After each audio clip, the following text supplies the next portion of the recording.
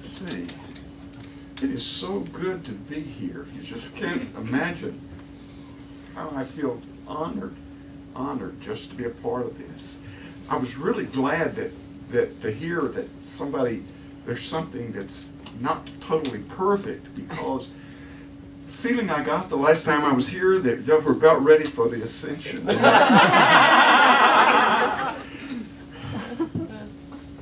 Unity means so much to me, and we don't have the time to get the story of all my ups and downs, but I have to say this, that the downs, I really did a good job of them, you know. I came out of Southern Baptist. I was, in fact, a Southern Baptist minister. I am recovering now. I'm doing so much better now. But that, in a sense, failed what I wanted in my life. In other words, it was like we had this, but then what next? And I couldn't see what was next, you know. The way we looked at God as waiting for us in heaven someday, you know, this type of thing. And then there was that day that I just got so upset and so disturbed with it all, ruined all my relationships. Decided that I had found the answer in booze, but I really didn't do a good job of that either. I failed. I was trying to become an alcoholic, but I just couldn't quite make the grade. You know? Need another philosophy, because in that interim after Southern Baptist, I must have gone to every church. I tried the Catholics, the Pentecostal, Charismatic. I even thought about becoming an Episcopalian, but nothing worked for me. But then finding unity, I didn't really want another philosophy. I wanted something that worked, that absolutely worked, that could change things, that you could put your hand on, that you could trust your life in, and then go from there. There was a little story I heard about the time that all this was developing that I have to share with you. It seems that there was a minister who died and went to heaven. And he's standing in line at the pearly gate, and right in front of him, there's a New York cab driver. And so St. Peter's there greeting everybody, and so the cab driver went through the pearly gates, and there were choirs of angels. There were trumpets blowing. There was hallelujahs every place. He received a gold staff and wonderful, wonderful robes, and went through. And the minister's thinking, boy, if a cab driver gets this, think what I'm going to get. Well, it so happened. But the angels disbanded, the trumpets were gone, and everything was just so plain and ordinary. He was allowed to go through, but that was about the size of it. And you know, he said, you know, I really shouldn't say anything, but he couldn't. Being a minister, he couldn't resist. He turned to St. Peter and said, you know, I saw all of this cab driver got, and I can't understand. He said, don't you realize that I was a minister? And St. Peter said, well, up here, it's really not about position or title. It's more about results. He said, for example, when you preached your sermons, people napped. But when he drove his cab, people prayed.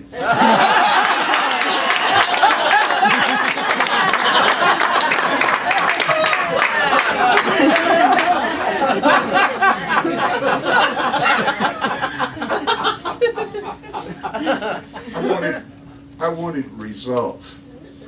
And just the sound of the expression, practical Christianity, that's what I wanted. Well, the first thing I discovered was that everything started with me. I'd always thought that everything was out there in the events of life, that whatever God seemed to be doing in heaven, that all of this mattered.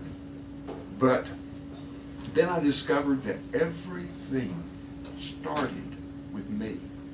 I was living on the earth with a mistaken identity. I really thought I was this body. Have you ever gone through that? No. Had a moment when you thought you were this body? That's really not the truth. Do you know, even scientists are figuring this out now. After metaphysicians have been saying this for no telling how long, including Jesus, you know, then we're discovering that we are more than this body. The situation is like, the best way I can describe it is if you were to live in a two-story home, and you're just living in the bottom floors, and you're really not totally aware that that area's up there, you know?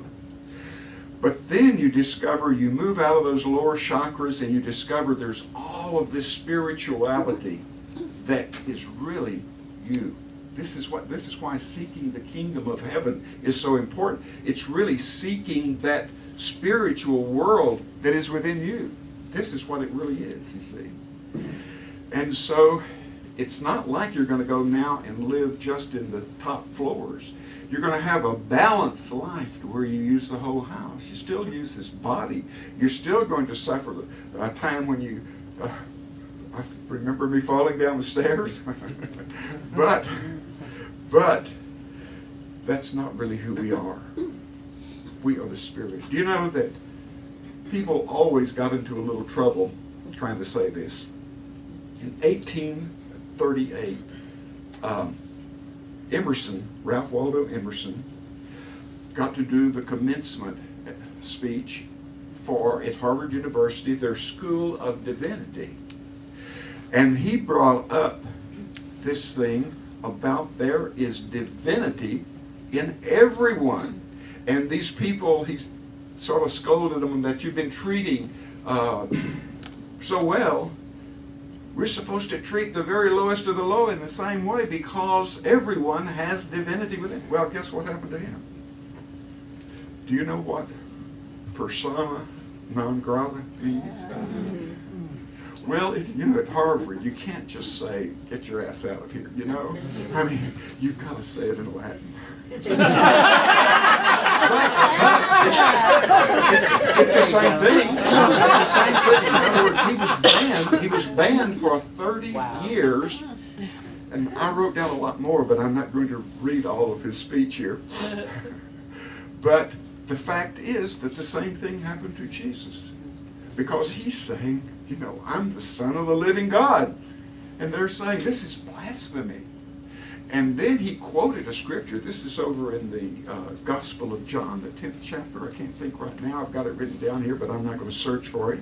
But he said that even your poets, your lawmakers, have said, ye are gods.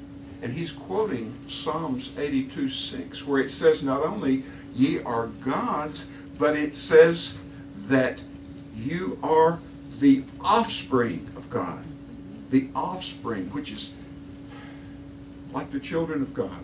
But it's really even more than that. If it could have been the first phrase, ye are gods, in that everything that is God is within you.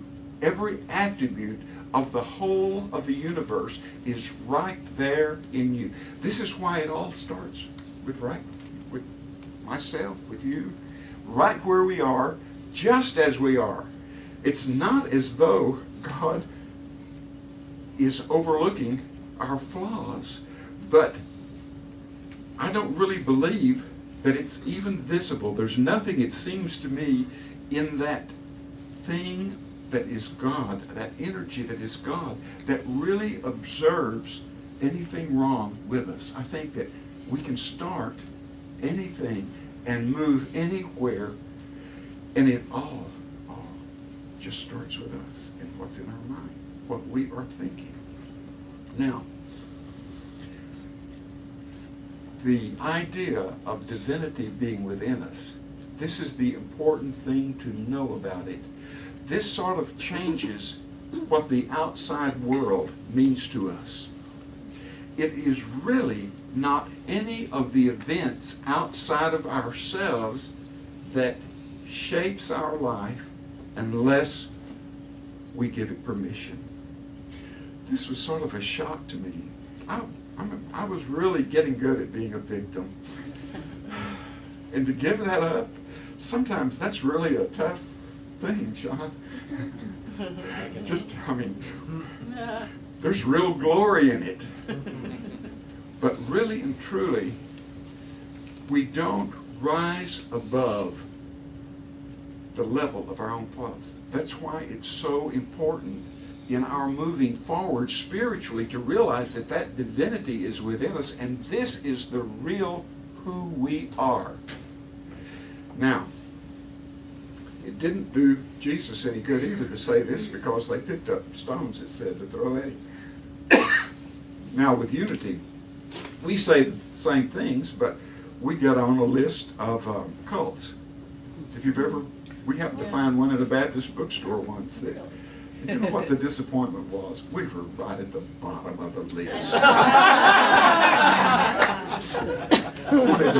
If I'm going to be a cult, I'm going to be an outstanding one. But part of the very thing is that declaring who we are, discovering that God isn't in heaven someplace, but God is all of the life of the whole universe.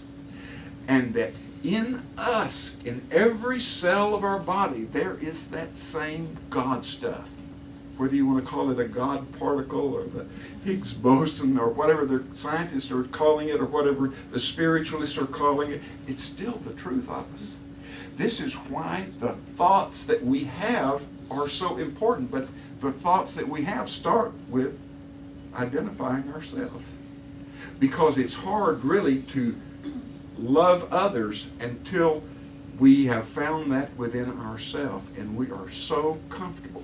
What it really, the important part of it, is taking a softer view of ourselves.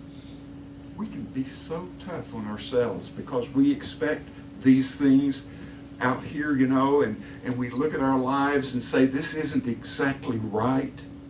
And we look at others and we begin to reflect a little bit of this and push this out to others.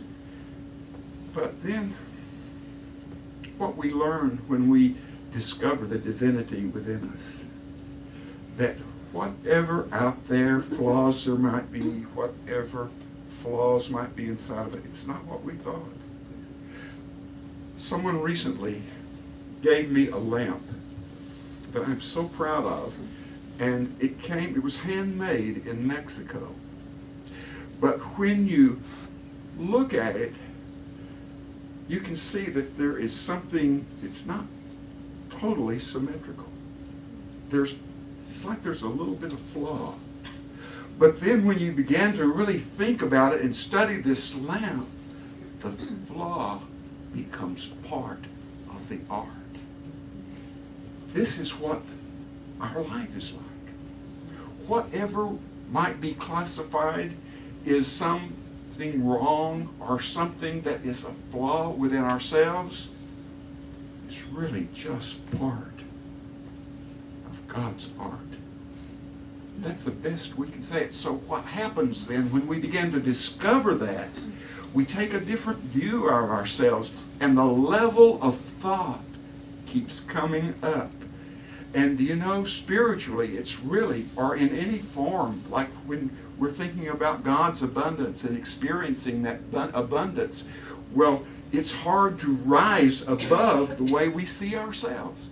This is why it's so important to know that it all starts with you. It all starts with me. It doesn't start someplace else. And it's not in some book of philosophy. It is the experience you're having in everyday life. I wish that I could go in with more time and talk about what has happened to me, because at age 48, when everything seemed like it was a disaster, 48 to 50, right in there. And then to think here that I would never have dreamed that here approaching 80, that everything would be so wonderful. That finally the right relationship came into my life. And that health is just, I can't tell you, I get embarrassed talking about how healthy I am. My doctor sneers at me. And he takes my blood pressure. He says, you know, you've been meditating, haven't you? And I said, yes. And he said, well, it registers about like a teenager, so I assumed that. And then a flow of money started, and this is after a disastrous business.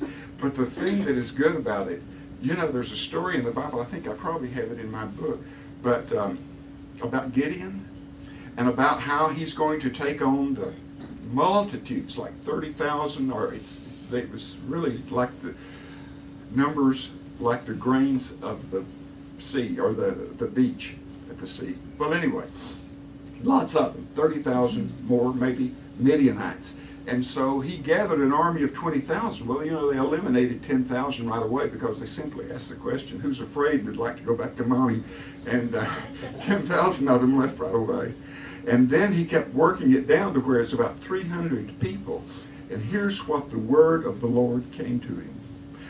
When you win this battle, I don't want you to make the mistake and think it was anything you did. I want you to know it's me. And this is what's so important, because good things can start happening and man, we can feel proud. What we have to know that it is we've committed to Spirit, and that Spirit has taken over. And it's amazing. It just keeps amazing us how that Spirit has such organizational powers that if we're really trusting, what happens is we begin trying a little bit at first. It's like a step and another step and another step. And what we do then, we begin to say, this is awesome. This is an awesome way to live, to where you don't have to worry about what's going to happen next, because it's like you've got a multitude of angels out there arranging everything. Somehow. And I wish, you know, I'm not sure I understand that either. You were talking about things that we don't understand. I don't see how they do it. But I know that so much of it depends upon how we think. Now, things respond to the level of our own thought and belief. We think that, you know, there's events out there occurring, but you've heard of cause and effect. Well, I think that my beginning was I felt like I was more the effect and that the cause was out there. I didn't really realize that the cause is within me. Do you see the difference? In that the effect then is what's happening out there. For example, if we have this attitude that we are at times a victim, well, that's a signal to Spirit. Now, you would think that it would be a signal then for Spirit to solve the problem so you wouldn't be a victim anymore. That's not the way it works. It gives you more. The energy is just supporting your thoughts. So if you're thinking I'm a victim, let's say, God, I can help you do that. That's what that energy is saying. It's, I can help you really to be a super victim. You see, and events then are controlled by how you think and how you see yourself in the midst of those thoughts. So, we begin to think positive thoughts. And when you think about it, if you pray a prayer from where you are in life and you affirm your good, isn't it much better to affirm that good through a joyous situation? But then you say, well, what about that thing that happened? I couldn't be joyous if this out here happened. Yes, joyousness, happiness is all created within ourselves. That's why it begins with you. That's why it begins with me. If we're waiting for someone to come along to make us happy, whew, boy, that's a long shot. But if we make ourselves and discover that within us is the power of joyousness and happiness, we begin to attract people then, the right people. It's the same way in business. I've had this experience in that even though I'm a spiritual leader of a church, I also have my own business that I do construction. And I've discovered that, you know, that if you treat the people that work with you with the same idea that they are divine. You see, the people out there, I don't care who they are, they're divine. But you begin to attract a different type of people. I love my customers. I have the best customers. Somebody said to me one day, and this was an exact quote, he said, "You just can't find good help anymore." And I said, "Do you know why?" I said, "They're all working for me." I love those guys. They're right now busy down in Waco, Texas, getting a house ready that I'm going to put on the market, and I trust them. I have a guy that worked for me. He's now in his 21st year, and what is so terrible, it took me 10 years to discover that he was a lot smarter than me. Isn't that awful? But I'm so glad he is. Well, we keep looking at these things, and we know that Spirit does respond to the level of our thoughts and how we see other people. And when I was talking about flaws, this is so important.